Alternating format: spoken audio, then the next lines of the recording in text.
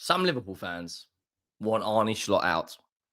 Some Liverpool fans are shouting from the rooftops, Slot out.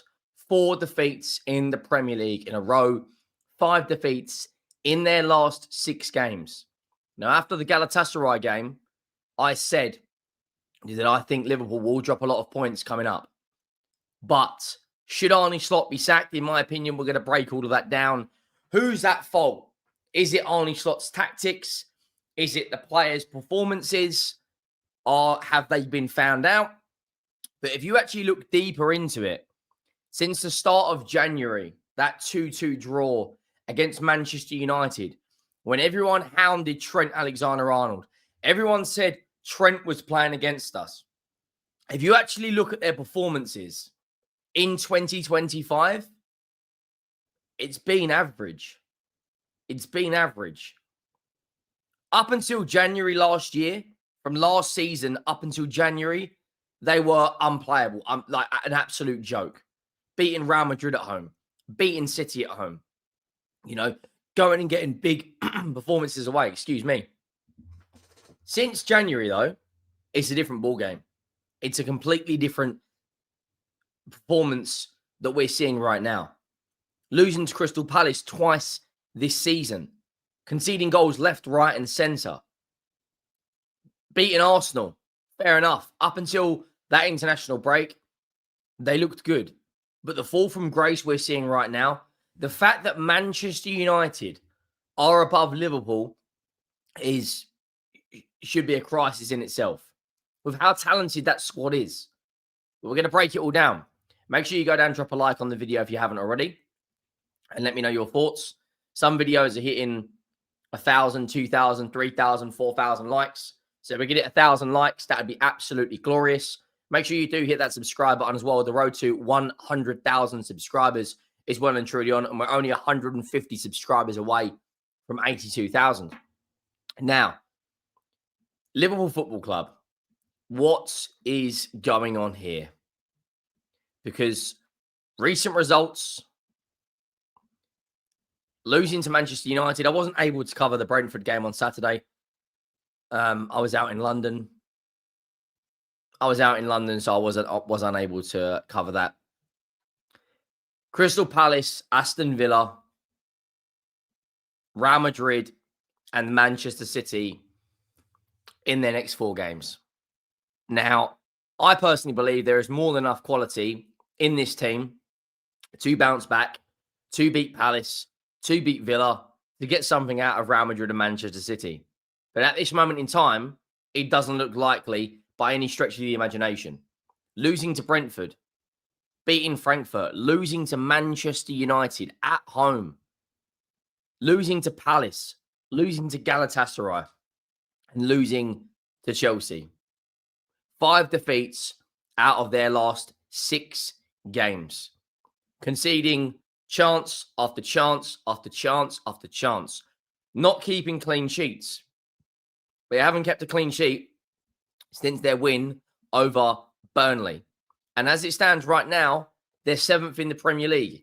They've conceded more goals than City, Sunderland, Spurs, Bournemouth, Arsenal, Chelsea, Palace, Newcastle, Everton. They've conceded the same amount of goals as Leeds United. The same amount of goals as Fulham. And Fulham are 17th. The fact that West Ham have conceded 20 is absolutely mind-blowing. Now, is it fair to say that as it stands right now, they're out of the title race? Their game against Manchester City in a couple of weeks' time, if Arsenal go on to beat Burnley and Sunderland, which you would expect them to do right now, and Liverpool lose or draw to City, in my opinion, it's done. They're out of the title race. A lot of people would say right now, they're already out. And I did say a few videos ago that Liverpool would struggle during this run of games. But I did not think the performances, the drop-off would be this bad. It's conceding 3 goals. 3 goals away to Brentford. People are getting on Arne Slot's name. People are attacking Florian Wirtz. People are attacking Virgil van Dijk. 17 shots Brentford had, with 8 shots on target. 7 big chances created from Brentford, with a higher XG, with more shots on target, with bigger chances created. That is insanity. Insanity. And I'm looking at their games coming up. I'm going to tell you for one right now. They won't beat Aston Villa. And I'll tell you this right now. They won't beat Manchester City. They may go and beat Crystal Palace because it's a League Cup. But Virgil van Dijk looks like he has fallen off a cliff. Mohamed Salah is not the Mohamed Salah of last season. The fullbacks have completely changed. You've gone from a very defensive fullback pairing last season in Trent and Robertson. Not the Trent we've seen in recent times where he's doing 60, 70-yard diagonal passes, where he's making those attacking runs. He was very, very good defensively last season. You know, Connor Bradley come in. Remember that tackle he made on Kylian Mbappe in the Champions League last season against Real Madrid? He's gone to very attacking fullbacks in Frimpong and in Kirkes. And yes, Kirkes scored against Brentford, but in the reality, it means nothing because you didn't win the game. Now, those 4 games, I'm going to say this right now. If they were to lose all 4, and bearing in mind 3 of those are at Anfield, if they were to lose all 4, I think Arne Slot will be sacked. And people are going to be saying, Henry, that's outrageous. I think he has got more than enough credit in the bank. I think he's more than capable of turning this around.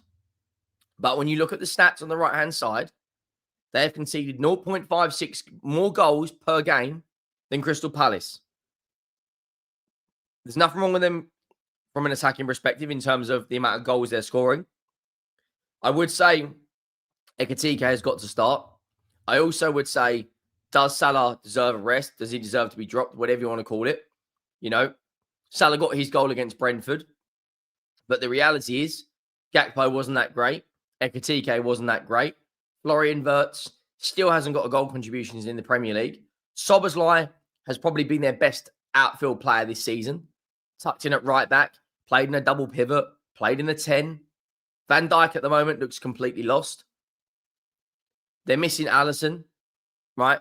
Every team has injuries, so I'm not going to use that as an excuse. But they are missing Gravenberch, Isak, Alisson, Frimpong, Giovanni Leone.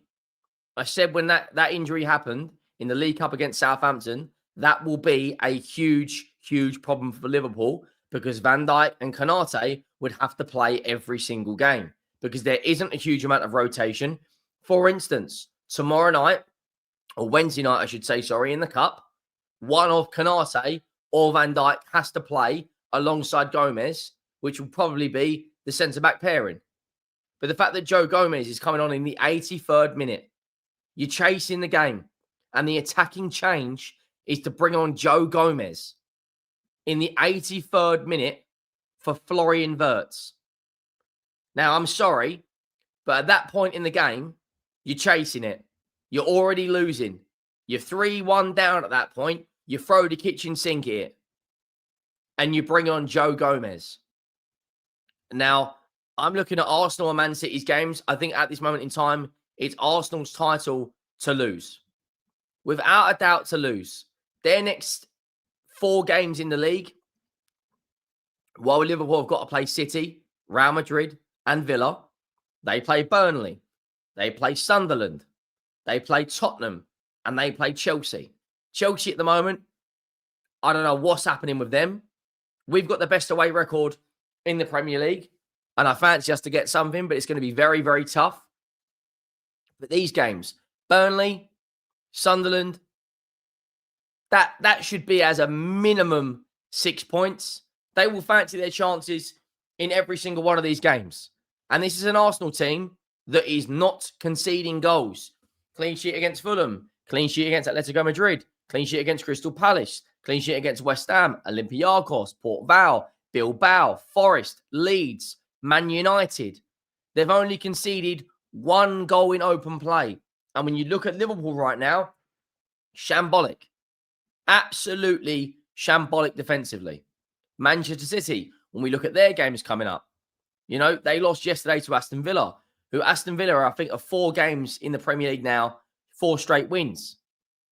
They've got Bournemouth, which is not an easy game, although it is at the Etihad. They've got Liverpool, which again is a very tough game. They've got a tough trip to St James's Park. And then they've got Leeds. You'd expect them to batter Leeds. You'd expect them to beat Bournemouth. But Liverpool and Newcastle, I'm not so sure. Then you look at their next run of games after that. They've got Fulham away, Real Madrid in the Champions League, Crystal Palace away.